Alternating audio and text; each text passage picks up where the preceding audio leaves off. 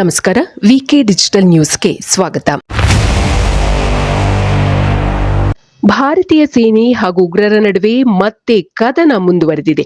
ಪುಲ್ವಾಮಾದಲ್ಲಿ ಭಾರತೀಯ ಸೇನೆ ಹಾಗೂ ಉಗ್ರರ ನಡುವೆ ಗುಂಡಿನ ಕಾಳಗ ನಡೆದಿದೆ ಎಂದು ವರದಿಯಾಗಿದೆ. ಇಂದು ಬೆಳಗ್ಗೆ ಭದ್ರತಾ ಪಡೆಗಳು ಹಾಗೂ ಭಯೋತ್ಪಾದಕರ ನಡುವೆ ಗುಂಡಿನ ಸಮರ ನಡೆದಿದೆ. ದಕ್ಷಿಣ ಕಾಶ್ಮೀರದ ಪುಲ್ವಾಮಾ ಜಿಲ್ಲೆಯ ಅವಂತಿಪೋರಾದಲ್ಲಿ ಈ ಘಟನೆ ಸಂಭವಿಸಿದೆ. ಅವಂತಿಪೋರಾದಲ್ಲಿ ಉಗ್ರರು ಅಡಗಿರುವ ಮಾಹಿತಿ ಭಾರತೀಯ ಸೇನೆಗೆ ಲಭ್ಯವಾಗಿತ್ತು. ಈ ಹಿನ್ನೆಲೆಯಲ್ಲಿ ಸೇನೆ ಶೋಧ ಕಾರ್ಯಾಚರಣೆ ನಡೆಸಿತ್ತು. ಈ ವೇಳೆ ಉಗ್ರರು ಪ್ರತಿ ದಾಳಿ ನಡೆಸಿದ್ದಾರೆ ಎಂದು ಅಧಿಕಾರಿಗಳು ತಿಳಿಸಿದ್ದಾರೆ.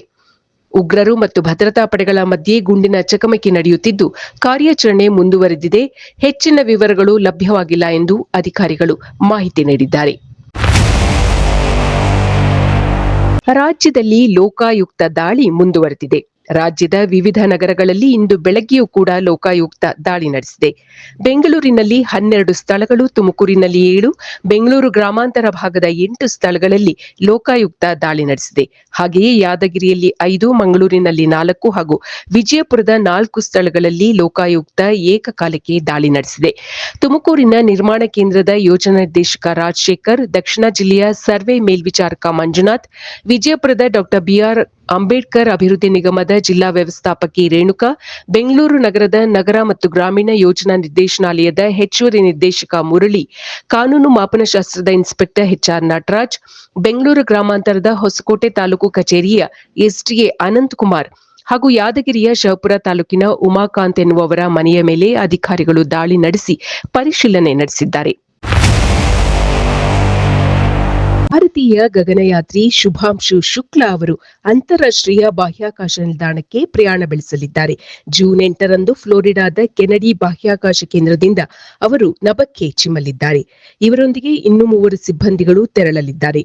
ಈ ಕುರಿತು ಅಮೆರಿಕ ಮೂಲದ ವಾಣಿಜ್ಯ ಮಾನವ ಬಾಹ್ಯಾಕಾಶ ಹಾರಾಟ ಸಂಸ್ಥೆ ಹಾಗೂ ನಾಸಾ ಮಾಹಿತಿ ನೀಡಿದೆ. ಜೂನ್ 8ರಂದು ಸ್ಪೇಸ್ ಎಕ್ಸ್ನ ಡ್ರ್ಯಾಗನ್ ಈ 4ರನ್ನು ಹೊತ್ತು ಬಾಹ್ಯಾಕಾಶಕ್ಕೆ ತೆರಳಲಿದೆ ಎಂದು ಅದು ತಿಳಿಸಿದೆ.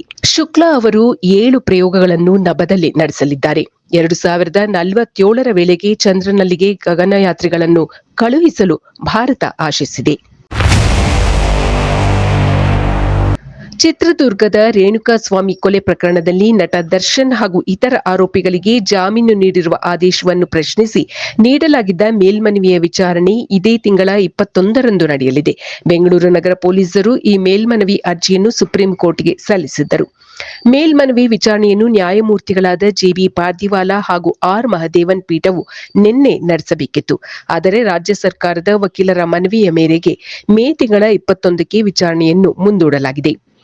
ದರ್ಶನ್, ಪವಿತ್ರಗೌಡ, ಲಕ್ಷ್ಮಣ್, ಪ್ರಧೂಷ್, ನಾಗರಾಜ್, ಅನುಕುಮಾರ್ ಹಾಗೂ ಜಗದೀಶ್ ಅವರಿಗೆ ಹೈಕೋರ್ಟ್ ನಿಯಮಿತ ಜಾಮೀನು ಮಂಜೂರು ಮಾಡಿದೆ.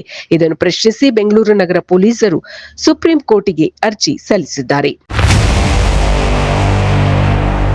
ಆಪರೇಷನ್ ಸಿಂಧೂರ ಕಾರ್ಯಾಚರಣೆ ಯಶಸ್ವಿಯಾದ ಹಿನ್ನೆಲೆಯಲ್ಲಿ ಬಿಜೆಪಿಯಿಂದ ಶಿರೂರು ಪಾರ್ಕ್ನಿಂದ ಪ್ರಾರಂಭಗೊಂಡು ಮಲ್ಲೇಶ್ವರನ 18ನೇ ಅಡ್ಡರಸ್ತೆವರೆಗೆ ತಿರಂಗಾ ಯಾತ್ರೆ ನಡೆಯಿತು.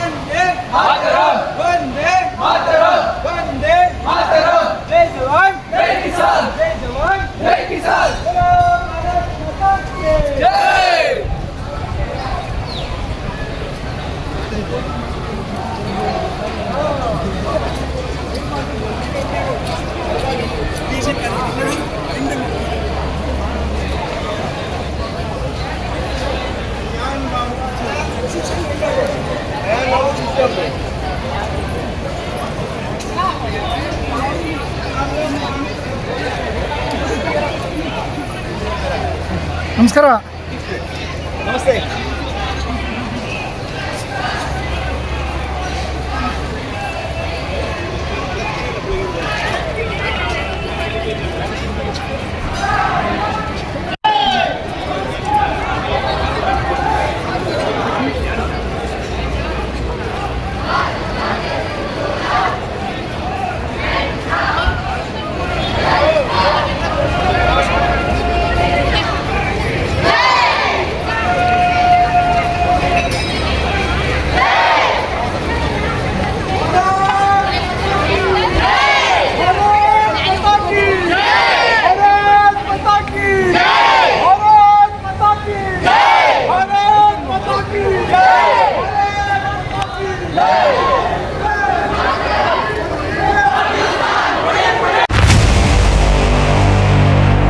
ದೇಶ ವಿದೇಶಗಳಿಗೆ ಹಾಗೂ ಪ್ರೇಕ್ಷಣೀಯ ಸ್ಥಳಗಳಿಗೆ ಅತ್ಯುತ್ತಮವಾದ ಟ್ರಾವೆಲ್ಸ್ ಅಂದರೆ ಅದು Vikram travels and resort India private limited. ಹೆಚ್ಚಿನ ಮಾಹಿತಿಗಾಗಿ ಸಂಪರ್ಕಿಸಿ 96